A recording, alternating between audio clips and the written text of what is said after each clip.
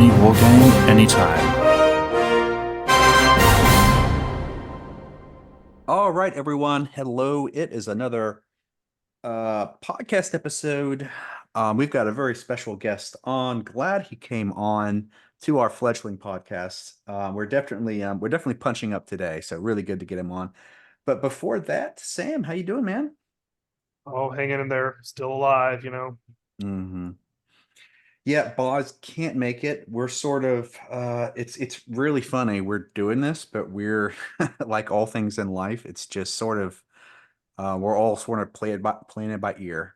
So, but with that in mind, we have got a very special guest, Chris from Good Enough Gaming. Man, Chris, thank you so much for coming on. You're quite welcome. Thanks for having me. Yeah. So, Chris, we'll just sort of let's sort of get a little introductory because we have some people. You're sort of pretty well known in the OPR community. But just for those who we do have some people who don't follow OPR as much. So you're a YouTube channel here. You do other stuff. You do 40K. You do a lot of general, but you've really been sort of doing a lot of really good OPR content. So we'll kind of get into that a little bit. But before that, sort of tell us a little bit about your history in wargaming. How did you find wargaming? Sure. Well, I was looking for it my whole life and I didn't even know about it. So as a kid, I was always more interested in playing a game of Risk than a game of Monopoly or something like that. I was just really fascinated with figures on a map or figures on a tabletop and rolling dice to determine fate. So way back, my brother and I, he was the only other person who would play me because none of my friends were interested in that kind of stuff. So we would play Risk, we'd play Axis and Allies, we'd play Shogun, if anyone even remembers that. It was very similar to Axis and Allies board game, but set in feudal Japan. And those are the kinds of games I really enjoyed. The idea of these individual figures or models representing your armies, and you made your strategic decisions, and you conquered territory, and the dice were always there to add that little extra element of, will you succeed or will you not? And so I was playing those games for quite some time. And then one summer, we were staying, we spent the vacation for about a month or so, and we weren't entirely off the grid, but we had no video games. I think we had a VCR at the time, so maybe a movie every night, but we had to find a way to amuse ourselves. And walking through a hobby store, there was an old copy of Battle Masters. Oh, And one of the first videos I ever uploaded to my channel was me and my daughter playing Battle Masters. And there was the box was on sale because it had been damaged. And when I looked at that, my brother and I were like, when they say damaged, what do they mean damaged? And the guy showed us, and the entire mat, it's like a 6x4 mat, and it had this like inch-long tear in it. And we thought, that's it? So we took the thing home, and that was kind of my first foray into an actual tabletop wargaming experience. I mean, we had to set it out on the floor because it took so much space, but just looking at it, seeing all of these different units, the two armies, and playing an actual war game.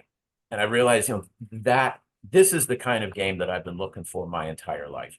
And so we played that ad nauseum until we were absolutely worn out. And it wasn't until a year or two later that I realized that was actually a Games Workshop product.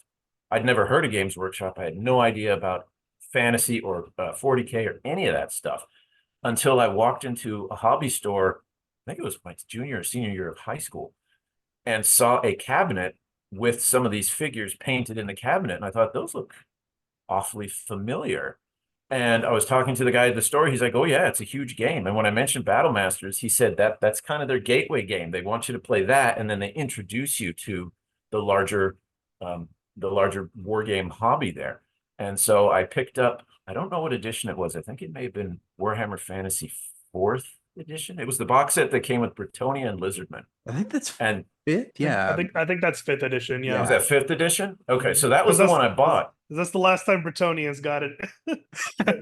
got an update. So that was it. I bought it, and it was a bit of a learning curve because for Battle Masters, putting the models together was usually just either one piece you take out and stick on the base, or the horses, or maybe two. But then when I open up this box, suddenly there's a lot more to do. I mean, it still wasn't nearly as complicated as GW kits today, But then I realized, okay, this is more than just buying a board game. This is a hobby in and of itself. And you actually have to build the piece and you have to paint it yourself. So I had that learning curve to figure out. And from there, though, it was never looking back. It was just more complicated kits, learning how to paint properly, expanding army collections, finding people to play. And so that was about, well, let's see, I was about 17. I want to say 17 or 18 when I finally found the Warhammer Fantasy Starter Box. And that's what got me into it.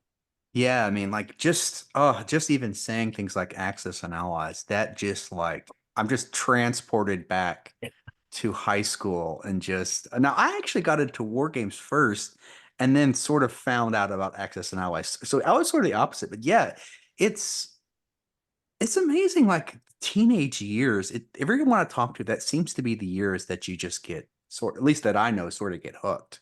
Yeah.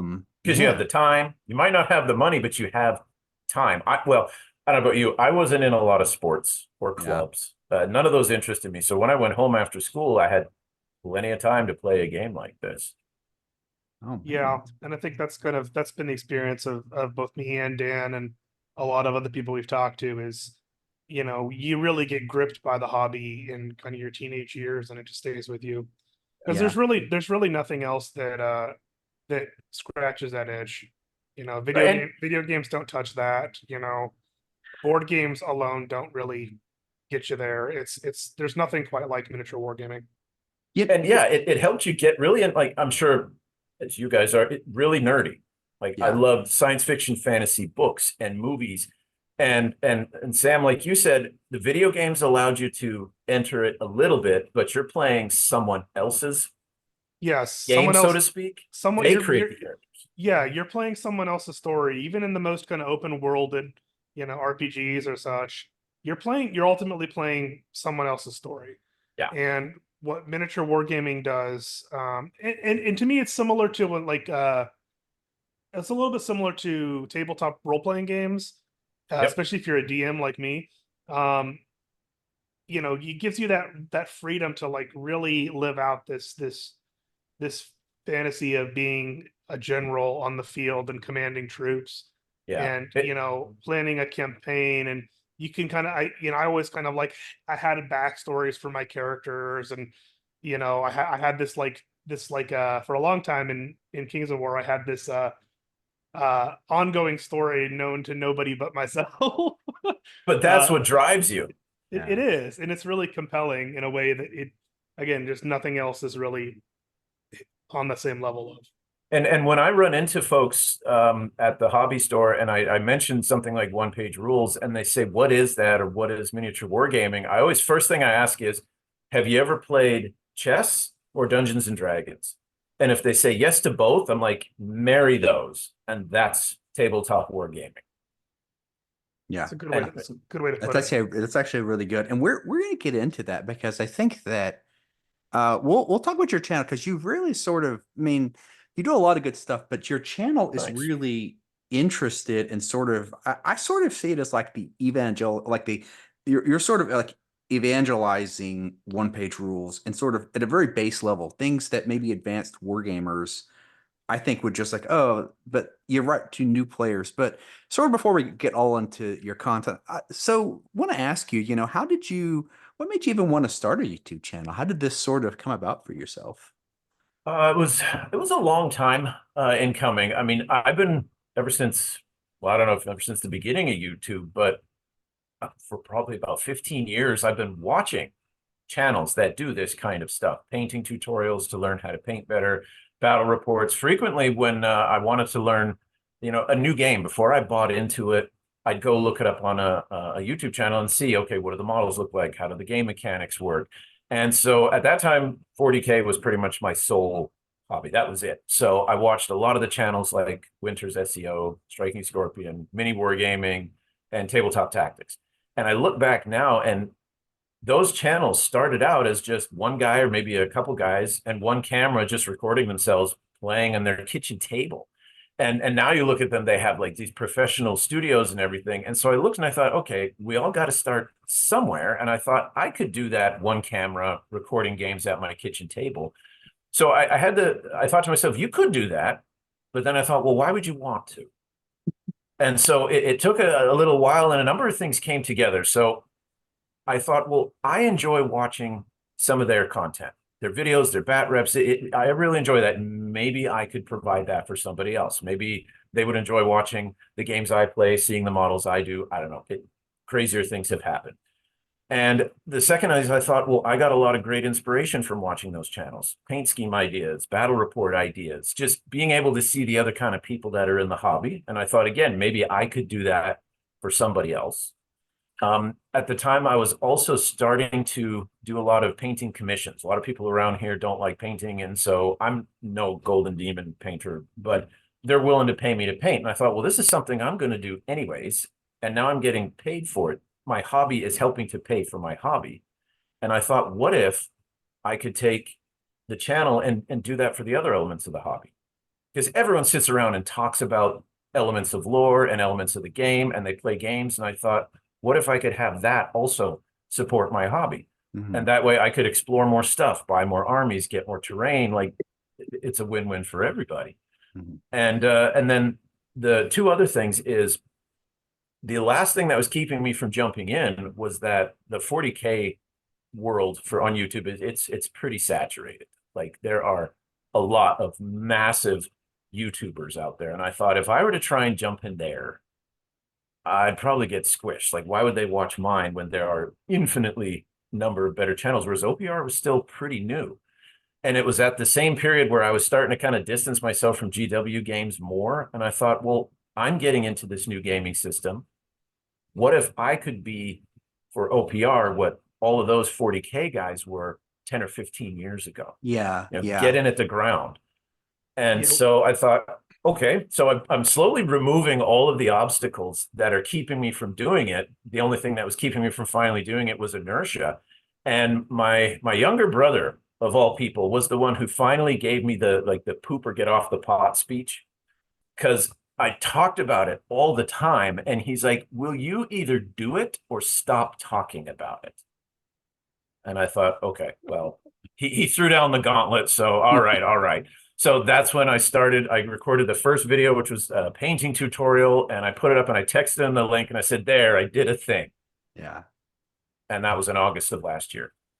Yeah. And, like another thing I think that probably similar to you, and I think that you're sort of hitting on it too, where a lot like us, you saw that there was a need. Like there was sort of something missing in the content around wargaming, right? You probably, I could just kind of hear you tell that, not just OPR, but just I think the way that your videos, you talk about things, there's this space, and I think that space is where you have sort of these battle reports for sort of expert gamers, people like us.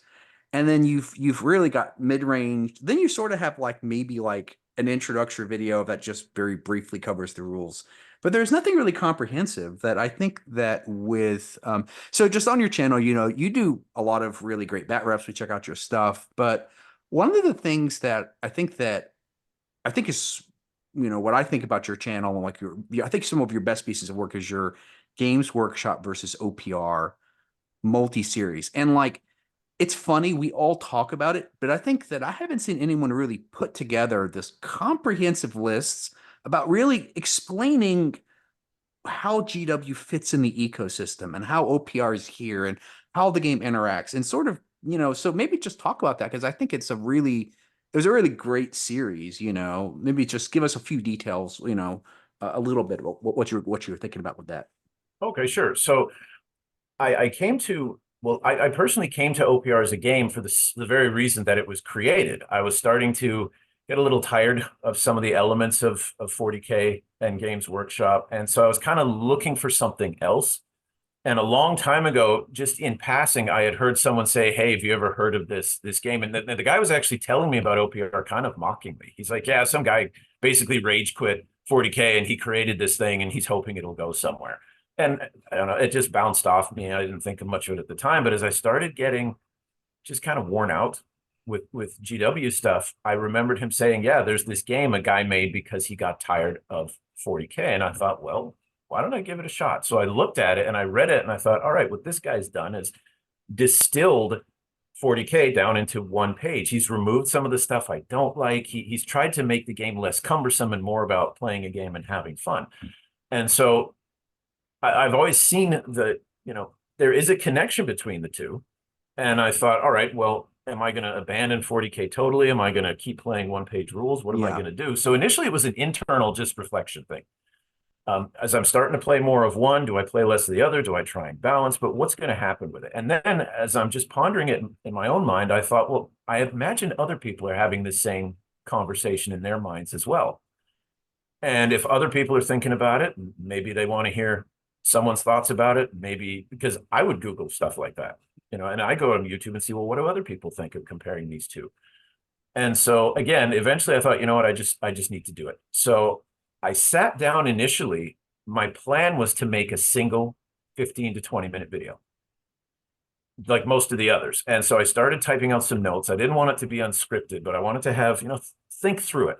So I sat down, started typing out what topics would I talk about, what are some notes, some anecdotes. And before I knew it, it had been 2 or 3 hours, and I had like 5 single-space pages of stuff. And I thought, this is not a 20-minute video. Yeah, yeah. In fact, I could have 20-minute videos on just portions of this. And that's when I said, all right, let's do this as an entire series. Some of the videos are only going to be 20 minutes. I think one of them was 45. I never even planned for it to be that long.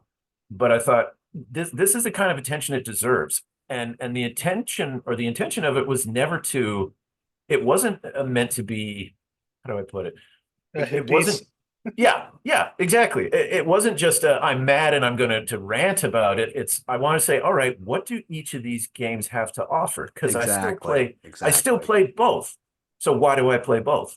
Why don't I play one exclusively? So it allowed me to kind of just sit down and weigh the options in each hand and be like, oh, okay, I still play 40K because it has this and One-Page Rules doesn't. Whereas I play One-Page Rules more because it doesn't have these things that I don't like about 40K. So it's basically me it's almost like a journal. I'm just writing my own thought process out there and adding some visuals and stuff like that. But as you pointed out, they're among the most watched videos on the channel. Well, it shocked the heck out of me. Well, I don't know. I disagree. I think that it's such good. I mean, we talk about, I'm not an expert on this algorithm stuff, but I know that quality content always comes up. And what you sort of did is you've basically, in that series, and I suggest everyone go watch it, and especially new players, you've basically distilled about 20 to 30 years of experience that we've had with GW and all these games. And you've sort of distilled it all into this series so that a new player, especially a newer player, can walk into this and understand what I like to call like the wargaming ecosystem, right? Because the wargaming, we have GW, we have this big company, and how does the rest of the ecosystem work around that? And the pros and cons, and sorry, what you're going to say. GW does, for anyone who is kind of not super familiar with this, they essentially do have a monopoly position in wargaming. They have a level, and I've talked about this before, they have a level of exposure and a market share that is vastly more than any other companies. And so what a lot of the other smaller companies have done is you kind of have to find, where do you fit in the market that is very heavily dominated by GW. And sometimes the answer is like a little niche, either in terms of the game type or the lore or whatever.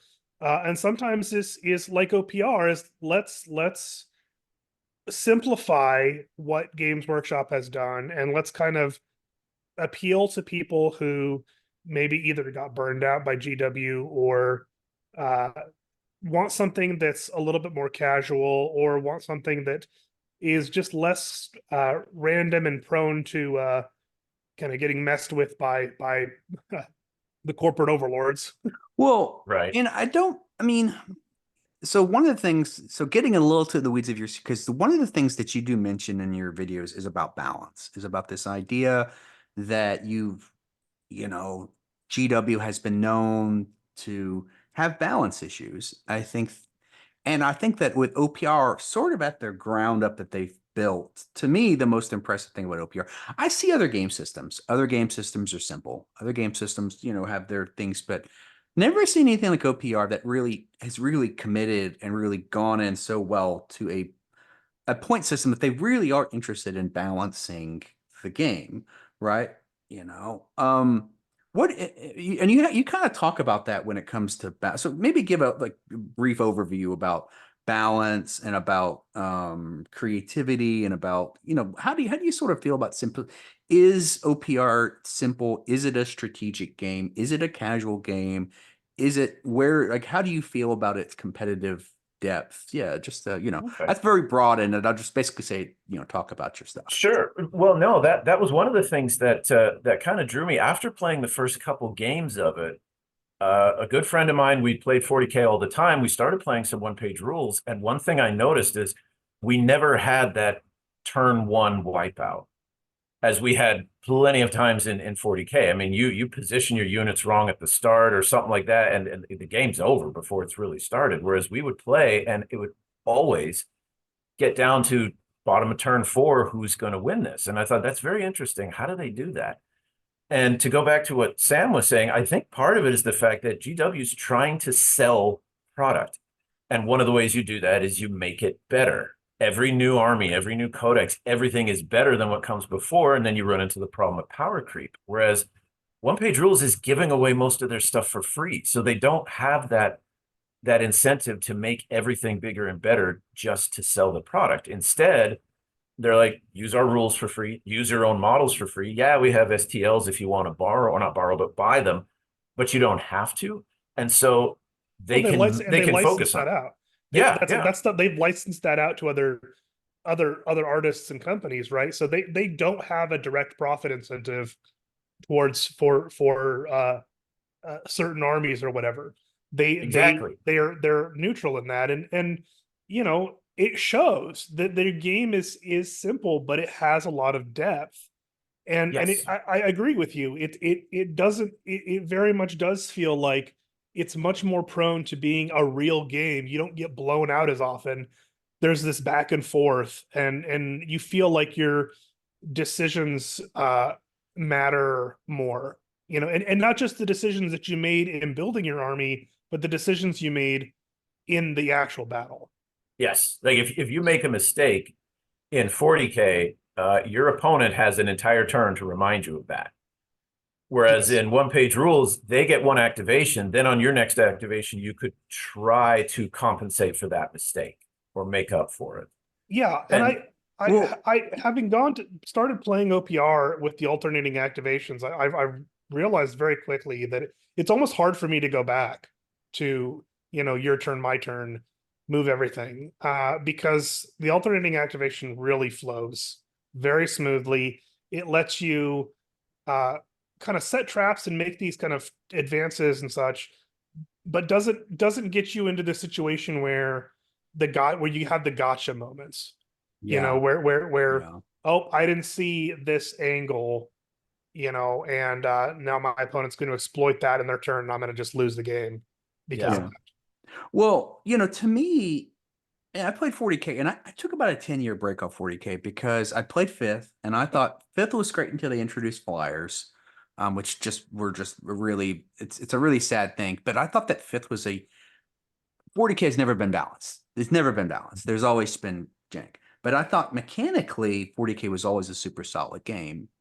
And then 6th came out, and then I tried the editions out, and I would just, like, I remember I tried 9th, and then I tried 10th, and I'm like, this game is just, and then when I got to one OPR, I'm like, wait, this is 3rd, this is 4th, 5th, this is, it's, and I would not call 5th edition 40K to be a casual game. But it was 4th, it was somewhere around there with alternating and not the crazy imbalances that every Games Workshop game had. Yeah. And sometimes it's the complexity is where the imbalance comes in. So as, for example, you're trying to make rules for how is cover going to work? What's going to clarify when you're in cover? What do you want to count as obscuring? as you try and nitpick that, then certain armies have rules that ignore that or amplify that. And then something that was balanced suddenly becomes imbalanced because you've changed a different rule, and there's this kind of domino effect. Mhm. Whereas one-page rules, I think it started more, I mean, it doesn't have as many rules, absolutely, but it's simple, but it's not simplistic. What 40K said they were going to do a 10th edition, OPR already did. Yeah, exactly. And then they put in the background, they're like, if you want to add things like stratagems, command points, all that, it's there, but you don't have to have it. You can tailor the game to be as complicated as you want. Whereas in 40K, they front load all of the complexity and they're like, you got to take it or leave it. Well, Yeah, it's that's- memorization that's- too. Yeah, and and- it's and- you know, and that's as a something- person that played War Machine for many years as well, I started playing those later editions for it. I'm like, this is War Machine. It just, it's in other words, you win the game by, I guess they can call it complexity, but effectively just memorizing all the you basically have to memorize all the special abilities and all the combinations of all the Yes. things. Otherwise, you are going to lose. It's no tactical decision mattered when, like in War Machine, things teleport, things do this. I blow up your army, I knock down your army, I freeze your army, I whatever your army. Yeah, that sort of thing. Yeah, and that's kind of what I've noticed unfortunately, I think a lot of games are kind of moving towards more of that. As you know, kind of Kings of War kind of, which is what me and Dan both play a lot of as well. I feel like it's moving more towards that too, with less tactical depth and more about like I got to get these kind of certain breakpoints with my numbers, so I have to have combinations of stats that get me to these breakpoints, and then kind of utilize that for victory. And it feels less like the tactical decisions I make in the battle are important. It's more about I have to kind of I have to meet these certain I have to have this certain combination of stats to achieve this certain end. Yeah. And I'm just not interested in that, quite honestly. I think that's boring. And I think that, you know, it's just not as fun to me. Whereas OPR still kind of, I still feel like when I play OPR that, both my decisions matter, but also I can recover from a bad decision. Yeah, it's like a mix of maybe a third of the game is how you build the army. Mhm. A third of the game is how you play the army, and then a third of the game is the dice rolls. Yeah. Whereas in other games, I always start to cringe a little when I hear someone say, "Oh, that's an auto include," because to me that means that unit is broken. And once Yeah, you're auto that's including exactly it, everyone's auto including it, and then you're not really enjoying the whole point of the hobby of being able to Yeah. build the Yeah. army you It's want not and play Codex it. Space Exactly. Marines, it's Codex this. Yeah. You know, it's not Yeah. Codex Tomb Kings, it's Codex this special. Yeah, I know exactly. Exactly. Yeah. And that's unfortunately happened a lot in other games. And Kings of War, I thought, really fell victim to this. I mean, they redid Empires of Dust, which are basically the Kings of War equivalent of Tomb Kings. And the problem is every Empire of Dust list takes the same three things. Like there's like basically three auto includes in the list, and then you just build the rest of your stuff around that. And it's just like this is removing all of the, it's not, it doesn't even feel, it feels like a video game now. It feels like it's not this isn't a war game anymore. This isn't a I'm building an army and kind of, having these different options. It's like, okay, this is my army and the rest of this is just filler. Yeah, if someone tells you what army they brought and you can tell them, oh, you've probably brought this, Yep. you're done. Yeah, Like, that's right. At that point, there needs to be some kind of fix. Whereas what's more exciting is for someone to say, okay, I brought this army, and then you're like, oh, what did you bring? And they start bringing out stuff you haven't seen. You're like, I've never seen that kind of a combination. You've mixed this, you're going heavy on this. And yet the game is still fun and they don't get completely stomped. And with OPR, you can generally within a minute or two understand what their army does. Yeah. It's new models, but you're like, okay, tough, AP, this, poison, landing, this. Yeah, Gotcha. it's Yeah. simple. It's simple enough that I can look at, look at my opponent's army sheet and, maybe ask two questions and then understand what their intent was or what they're going for, how it works. Whereas again, in some other games, like the knowledge base is getting too heavy, where it's like, okay, well, not only do I have to know what all the special rules in my army are, But I have to know the special rules in other armies and how they interact with each other, and how this special rule interacts with this army that somebody else might be playing. It's like it gets to the point where, again, I felt recently in some of the other games that I've played, I'm just more and more of those gotcha moments where you lose because you didn't understand, because there was this knowledge gap Mhm. that I didn't realize that this unit now got XYZ, and breaks the game in this way, and I guess I'm gonna pay for that now. And Yeah. Yeah. Well, what Well, I we found could. Oh, go. I'm sorry. Well, what I found interesting is I can't remember what video it was, but that I just posted, and someone actually commented the opposite of what we're saying. They said, I tried OPR, but it was just too, they didn't say vanilla, but they're like, there's only this handful of special rules and every army has them. And so I felt like the same game was every game. And they said, that's why I left and went back to 40K. So I mean, there may be some that love needing a massive rule book and codices and appendices and FAQs, and just they get into that. And if that's their bag, absolutely. But I found that I wasn't having fun. I mean, I felt like I was back in grad school studying for my comprehensive exams, just putting together a list. I think that the one thing I always tell people with OPR, I think it's a work. Most people, especially with 40K and stuff, they're so used to playing with small amounts of models, but these models do tons of things. One thing I would tell Yes. people is before you sort of make a verdict on OPR, I always say try 3,000, try 4,000, 5,000 points. It is like, to me, I play 6,000 points, 5,000. That's my favorites on OPR because this all of a sudden the streamlined scale of it, you're playing a war game. You're not, Yes. and I think that some people who, it's some reasons that I wish that OPR would actually push some of their standard format above 2000 feels, and you did a video on this where you sort of Two did the thousand is a price comparison. holdover. 2000 does feel Yes. a little It's a holdover small, from you Games know, Workshop. because I It's know not- you it- did yeah. a points comparison, and you're right. I think it comes out to like 1,200, 1,300, maybe Yeah. 1,500, and In that's a 10th small edition. game. Yeah, In that's 10th edition. Yeah, yeah. And I noticed that with a lot of the games that I play with Josh, the guy who probably does half the battle reports with me, is that's part of the reason our games are going so quickly. And so we've decided that we're going to start trying much higher point level values. Because one thing I've noticed with OnePage Rules, and as I'm playing it more and more, I'm even starting to notice some of the things about OnePage Rules that, if I were God, this is what I would change about it, is it's like playing Imperial Knights in 40K. If you bring big vehicles, if you bring heavy stuff in a small point game, as long as you've concentrated in the first couple activations, killing your opponent's ability to do deadly damage, you win. Because they don't have anything to answer a massive monster or a mech or something like that. But if you were to play 6,000 points, 5,000 points, you couldn't do that.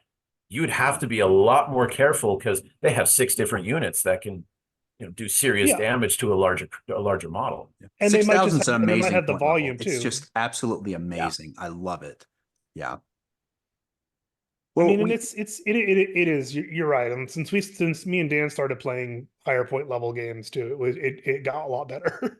yeah. And oh man, so we'd love to have you back. I can already say like we'd love to have you back on because we could talk about this forever. But Yeah.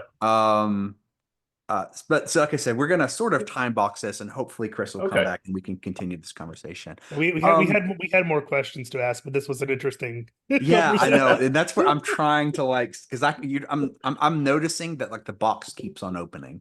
So one thing that I did want to, because this is something I think is really important that I definitely have to call out for you, and I think it's a service you did to OnePage Rules, is you're doing this new series called How to Play OnePage Rules, and for me, for an experienced gamer, picking up building army lists, it's sort of intuitive, especially. But this is so good for new players who may not be as familiar with like, an army list section or army list theory. Like there's so many things, even terrain that you get into that a lot of people like to learn visually. They like to, and you just mentioned it, right? Yes, you could go read books, but sometimes learning it through a video format is great. And you're doing that with this new series called How to Play OnePage Rules. Is that what you're sort of aiming towards? Are you kind of shooting for newer players or people who, like, is that what you're kind Yeah. of thinking with this series? Yeah. It kind of like comes, I'm a teacher by profession. And so I always try and say, okay, what's, this isn't going to sound, but the lowest common denominator, like where are people coming in here? I remember when I was watching videos trying to decide whether I wanted to try out a new game, I would type into YouTube, how do you play so-and-so, to watch a sample. And there were a couple channels that whatever game it was, they had it, but they were terrible at teaching it. Basically, they just played a game and were quickly rapid firing what they were doing as they're going through. And I thought, this does not help me at all. Like, after watching your video, I have no idea how the game's played. So I thought, okay, what if I can do something like that for OnePage Rules, but scale it down almost, I didn't want to sound condescending, like video one, this is a dice. I didn't want to go that far, but I wanted a video that someone who has never played this game or potentially any tabletop war game to be able to go through it on their own.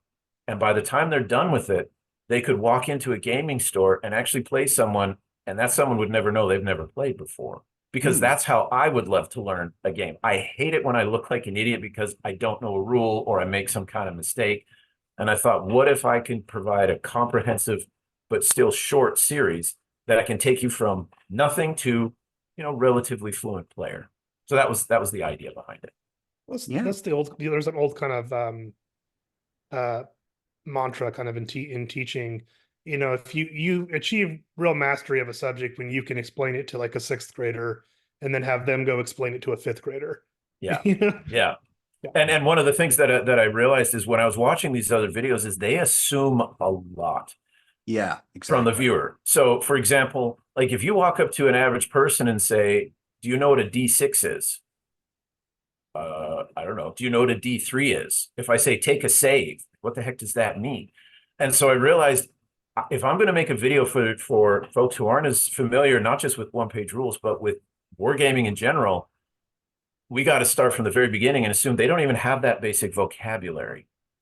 And so that's how I did the approach going through, is when I was typing up the script for it, every time I would start writing in, not buzzwords, but keywords or terms that are very familiar to wargamers, I'd have to ask myself, is this intuitive to someone who's never played before? Or if I define a term, or if I throw out a word, do I then need to define it for the person? And I figure it's always better to err on the side of that, because if I provide a little bit of extra information, the veteran gamers they'll say, well, I know this, and they can, tap ahead 10 seconds. But if I don't put that in there, you can't add it. So it's better to have more that the viewer can then pick and choose from, rather than have less and the viewer sitting there going, well, what is that? Like, you just talked for 10 minutes about saving throws. What the heck is a saving throw? Yeah, that's really good. Do you have any other? So we watch your battle reports, everything, but it's funny you mentioned, I didn't know you were a teacher, but you're like, you have these really good video series. Do you have anything planned in the works about any other kind of series that you sort of maybe to give our viewers, hey, he's got this coming. Okay, so well, in production, no, not right now. In fact, I've been working on that how to play since January, and for a while, I thought of doing it like the Games Workshop thing, where I'd kind of tease a video every week or couple of weeks. But I suddenly realized, wait a minute, if you're learning to play a game, you don't want to have to wait a week to see the next installment. So instead, I did the whole series and then dumped it all out at once. And I started getting messages from all kinds of people like, you messed up. You've had you've dumped all your next 6 months of videos. Like, no, that was intentional. And so that was the last big project. So I don't have anything currently in production, but I always have lots of ideas for a series. So one is I'm thinking of diving into lore. I don't know a lot about the lore of OnePage Rules, and that was one of the things that really pulled me into 40K was the stories. And so now I want to say, okay, well, I don't know much about it, which means I imagine other people might not know much about it. And there's 20 different factions just in Grimdark Future alone. And so for that, we can go through what the official canon of the narrative, and just kind of explore it from there, and make videos that people can listen to while they're painting, while they're building, something like that. So that's one idea that's in the works. I'm always keeping tabs on, if I have a question or a thought or an idea for a video, I have viewers all the time say, hey, you should do something like this, and I'll jot it down. And if I start to notice, these several videos have a common thread or a theme, why don't I do a series about that? So short answer, nothing in production. Long answer, yeah, I have several projects I'd like to get started on. Probably won't be able to get to some for a few weeks, but they're in the pipeline. I think that's good too, because that I think that's exactly like I guess you're in, I think I could tell you did this series as a kind of a help to the community, because you're right. Obviously, you could have maybe maximized your views with the if you would have spread it out, but you're right. Like I think that's really great that you're very community minded, that you're saying, hey, a new player, right, doesn't want to wait weeks. So I think that just as community, definitely thank you for that. So a little bit like, so what about kind of getting into the lore, you're kind of mentioning it. What are some of your, so what's your favorite, like how about this? So you got you can pick, you got a sci-fi and a fantasy lore. Give us what's your favorite faction in sci-fi or fantasy war game? You can pick just one or go both, but yeah, just if you had to just from a sci-fi and fantasy in wargaming game, in not even non-GW, what's your favorite faction? It depends on the day. That would be the short answer. I mean, I'm one of those guys where every time I see a new model, a new army showcase, anything, I'm like, well, now I got to get that. But I find myself constantly coming back to, it's just something about the dwarves, whether it's fantasy or sci-fi. And I've always wondered, like, why do I have this fascination with dwarves? So I thought about it. I'm like, I like the aesthetic of them. These really grumpy but stoic, these tough as nails dwarves that really just want to be left alone. But if you pick a fight with them, they'll let you know you made a bad decision. And so I look at that, I'm like, well, is that me just without the tough part? I'm kind of grumpy. I want to be left alone. Like they just want to stay in their mountain and dig out little treasures. Well, I just want to build my little models. Just leave me alone. So I don't know. Maybe some psychiatrist who's listening can psychoanalyze me. But I just love that aesthetic of these tough, hardy, really, really strong, but at the same time kind of reclusive.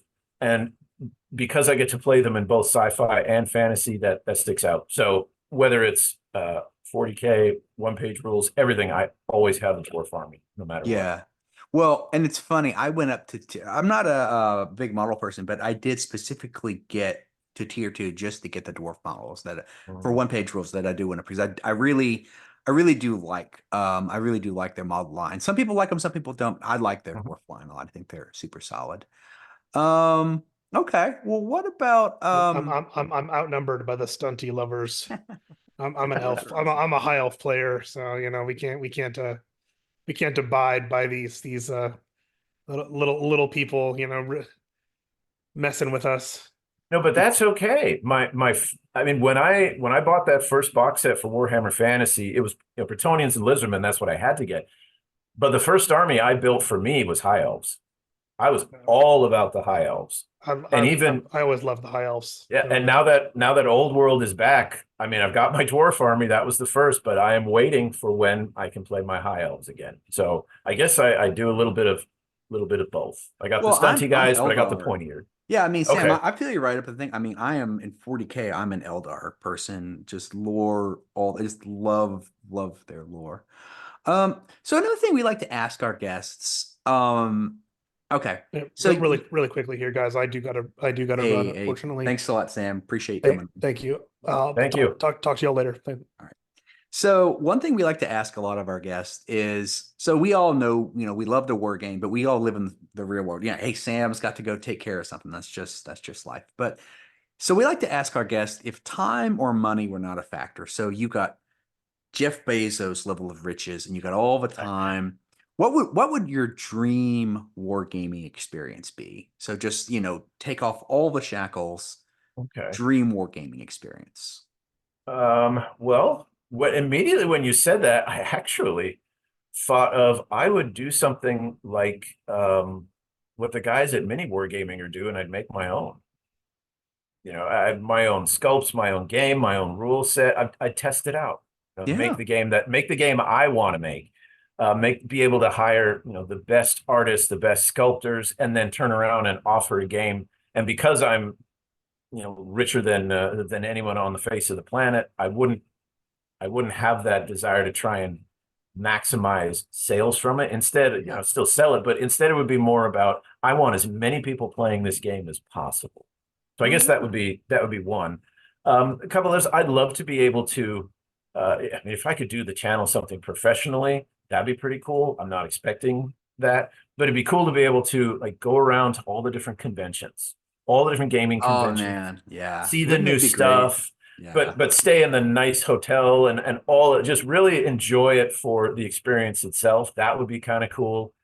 Or I would do what I've seen some of those the 40K players have done, like the ones who started out filming games on their kitchen table, and now they have, like the tabletop tactics guys, they have this gigantic studio, and all along the walls are these custom-made cabinets, glass cabinets, where they have pretty much every army possible. So that would definitely be one thing. I'd have a full collection of every army that there is, and I'd paint some of them, but then I'd have a few really, really high quality painters do some of the other ones. Really nice gaming table, a game mat and terrain for every potential climate and scenario you could think of. And that way, whatever game you wanted to play, any armies, any scenario, any setup, I could do it. That would be fun. I mean, that sounds like a dream to me. And you're right. It's that sounds like a dream to me. And it's funny, as you're talking, I'm like living in this dream as well. So. Yeah. Well, I think that's why people watch. Like, one of the reasons I started watching YouTube channels, I had one army and I could only play at the local gaming store. And so my experience was only seeing what other armies had. So I would type in, watching a battle report, and Mini Wargaming would have two armies I've never seen before, and I could watch them played.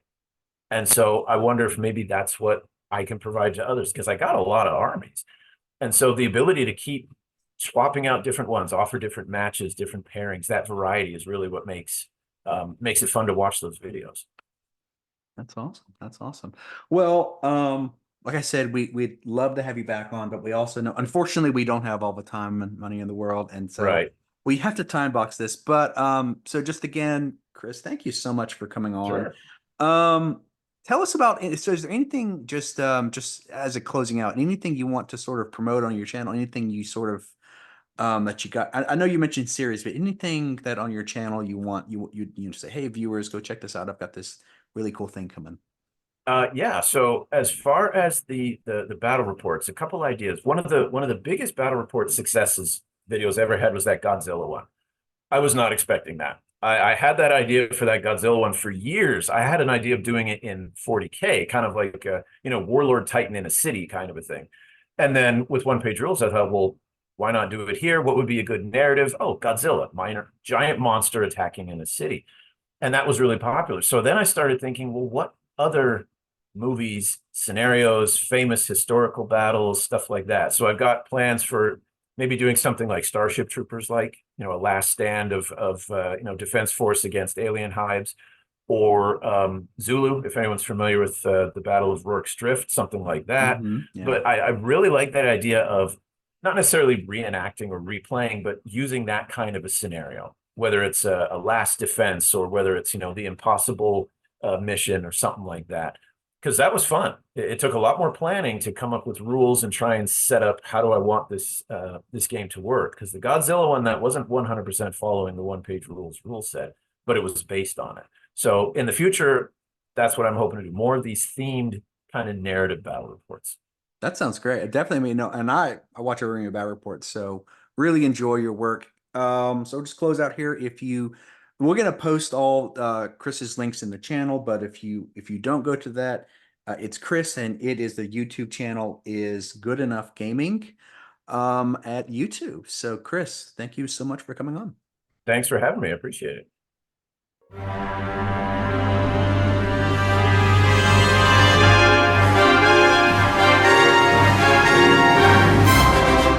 Any wargame, anytime.